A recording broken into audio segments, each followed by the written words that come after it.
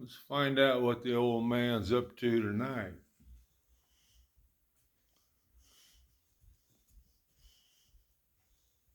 Massaging the lumps in his pockets, the coyote had reached for handholds on the already hot rock surface and began to climb.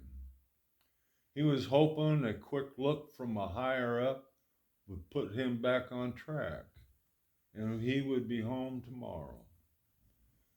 He also hoped the demon of the desert was just a scary story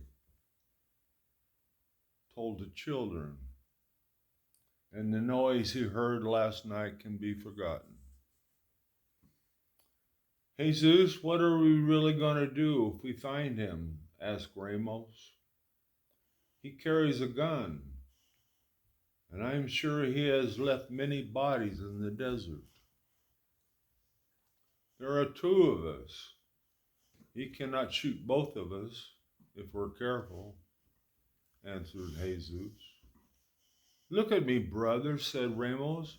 Are you seriously anticipating one of us will be shot in this endeavor? He has all our money, replied Jesus. The man was not a stranger in walking in directions people in their right minds would avoid at all cost. He had been drafted out of a trailer house at the age of 18 and sent halfway around the world to satisfy somebody else's stupid idea. The violence ran out as quickly as it came.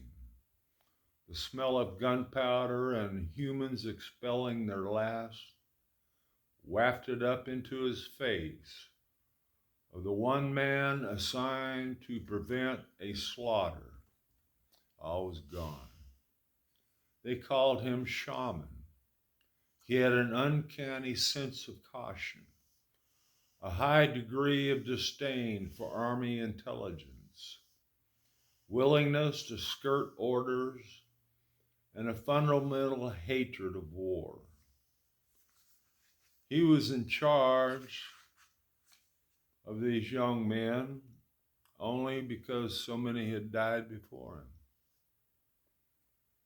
He stood from the only bunch of jungle grass that hadn't been mowed down in the onslaught and puked.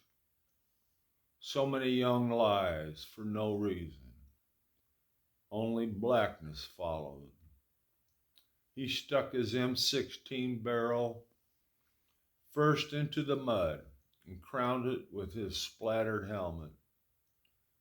He walked back into the jungle, away from the death, and then to a different world. More tomorrow. Thank you.